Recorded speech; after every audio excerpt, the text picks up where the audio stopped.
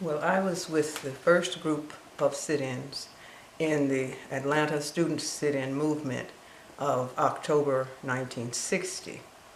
And we self-selected.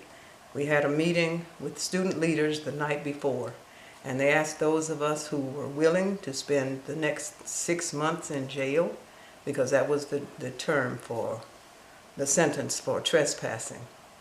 And they asked us to go to the right side of the room. I and my roommates went to the right side. They said, if you are not willing to go to jail, but you want to support the movement, you go to the left side of the room. And then our student leaders, who were very instrumental in the strategy and design of this sit-in, which I think was probably the largest sit-in in the HBCU history, because there were 6 colleges there in Atlanta, and everyone wanted to participate, although there were some who said, well, I can't be nonviolent, so I will stand on the sidelines and help in any way I can. There were others who said, well, my mother has a weak heart, and so I can't go down, but I will support and pack suitcases and books and help the students in jail, because we really thought that we would be there for 6 months. So we packed large handbags and got ready the night prior to the sit-ins. And that morning, we assembled in front of Trevor Arnett Library on the Atlanta University campus. And we sang "We Shall Overcome."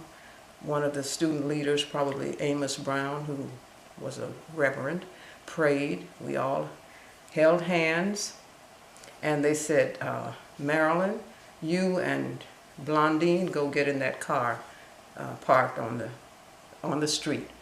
And so my roommate and I, not knowing who was in the car, we just assumed that everybody was getting in different cars to ride downtown. And so we got in this car and rode up to Rich's department store. Now in those days, Rich's was where people shopped. And even people from Tuskegee would take the train at Chehaw at 4 o'clock in the morning and ride to Atlanta and arrive just as the doors opened. And your parents would take you there to shop, and especially if you needed an evening gown, you rode the elevator up to the 6th floor. And once the doors opened, the first thing you saw was the Magnolia Tea Room.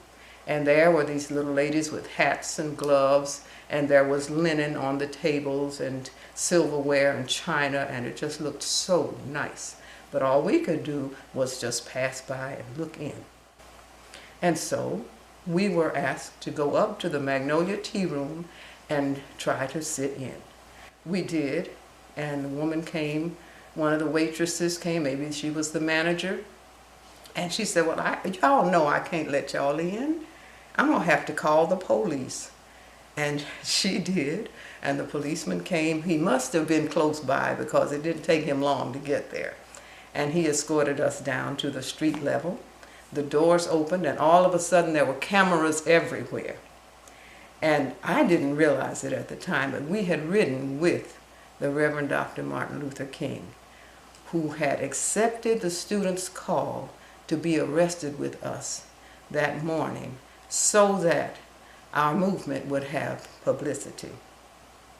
He knew when he made that acceptance that he had a ticket, a speeding ticket or some kind of moving violation, and if he were arrested again, he would be in jeopardy of going to more than just the prison where we were kept.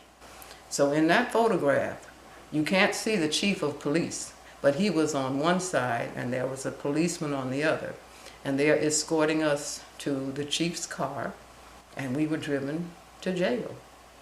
And that is the story of this photograph. Now, how I got to be in the middle of it, I don't really know.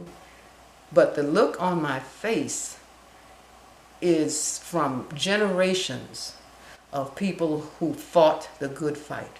And being from Tuskegee, growing up during the boycott days, the Montgomery boycott, the Tuskegee boycott, about which not too much is known, but those were very dramatic times. Martin Luther King came here and spoke in one of our churches.